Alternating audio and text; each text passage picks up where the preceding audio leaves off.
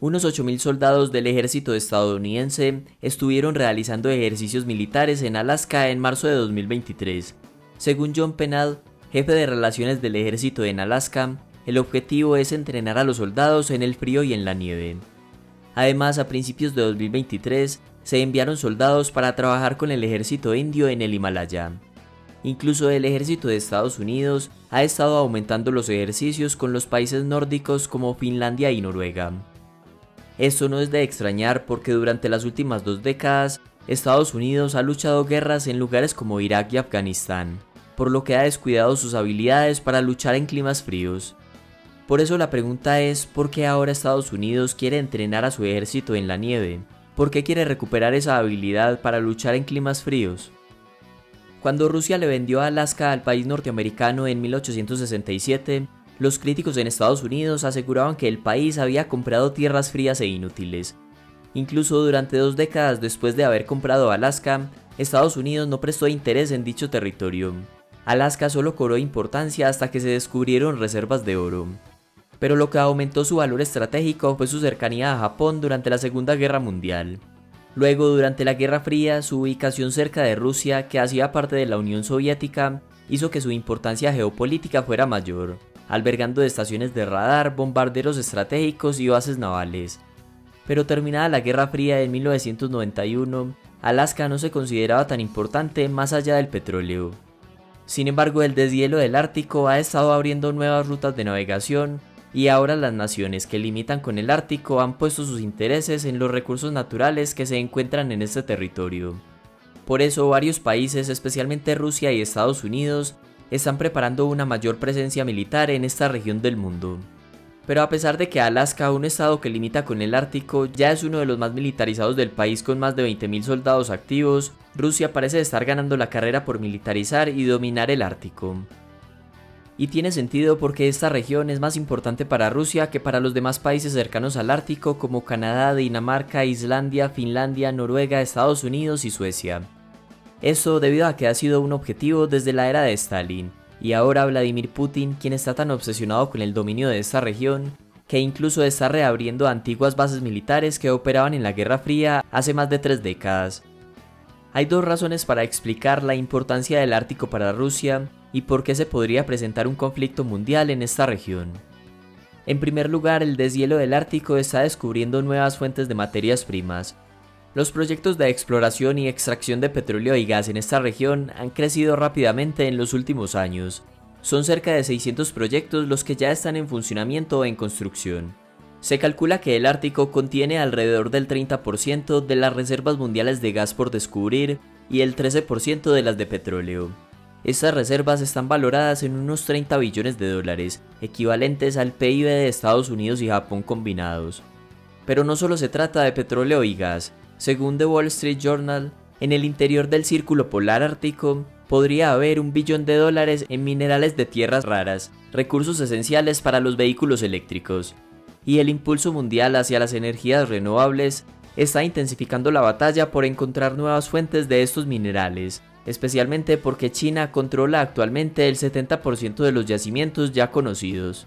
Entonces, para las potencias involucradas es muy importante tener presencia en el Ártico, pero para Rusia es especialmente importante porque tiene una economía poco diversificada que depende de los recursos naturales para promover su crecimiento económico. En la actualidad, el petróleo y el gas representan el 60% de los ingresos de exportación de Rusia y el 30% de su presupuesto federal.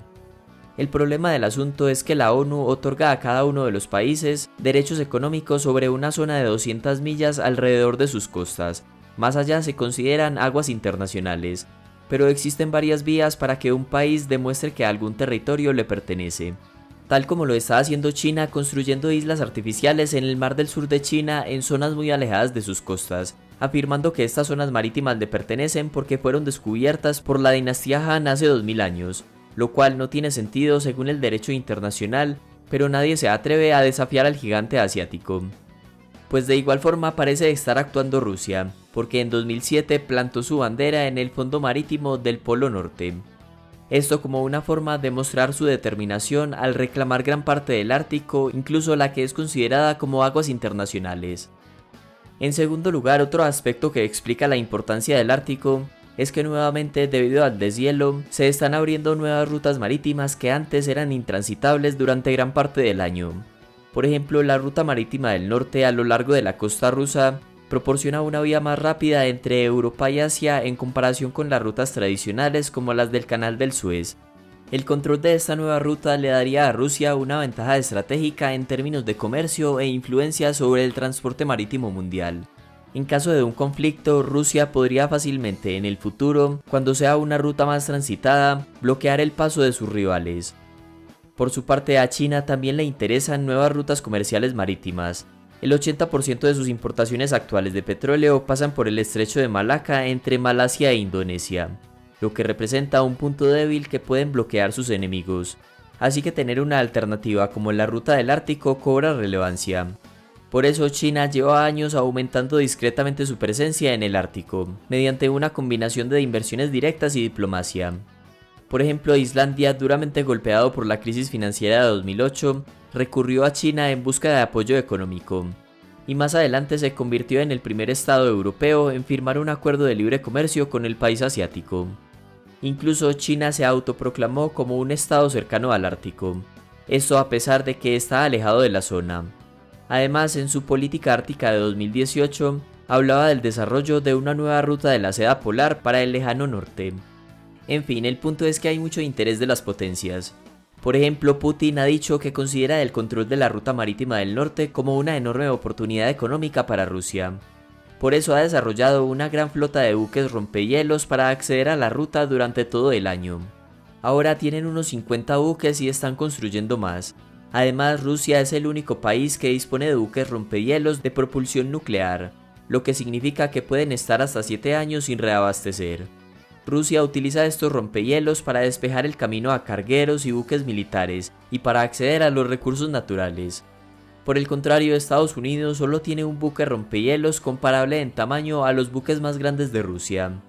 Estados Unidos apenas está construyendo su flota y espera tener su primer buque nuevo en 2024. De manera que como el Ártico ofrece acceso a potenciales rutas marítimas y recursos naturales, no es extraño que se esté militarizando. Rusia ha reabierto 50 puestos militares de la Guerra Fría ubicados en el Ártico, incluidas 13 bases aéreas y 10 estaciones de radar. Ha probado misiles supersónicos preparados para el Ártico y drones submarinos de propulsión nuclear. Por otro lado, la OTAN realizó en 2022 sus maniobras bianuales en el Ártico noruego, con la participación de 30.000 soldados, la mayor desde final de la Guerra Fría. Los submarinos nucleares británicos han atracado en un puerto noruego por primera vez, y Canadá está ampliando su presencia militar en el Ártico con la compra de 2 nuevos rompehielos y 88 aviones de combate. Además, el ingreso de Finlandia y el posible ingreso de Suecia a la OTAN demuestra el contexto del nivel de actividad militar en el Ártico, pues esto dejaría a Rusia como la única nación de la región no perteneciente a la OTAN. En conclusión, la fractura de las relaciones causada por la invasión rusa a Ucrania podría abrir la puerta a otros problemas futuros, y aunque no hay un conflicto inminente en el Ártico, sí podrían haber fricciones sobre cómo Rusia gestiona las aguas mar adentro. Por eso Estados Unidos y la OTAN se están preparando en climas fríos para enfrentar un futuro incierto pero probablemente conflictivo en el Ártico. Hasta acá el video y muchas gracias por llegar al final.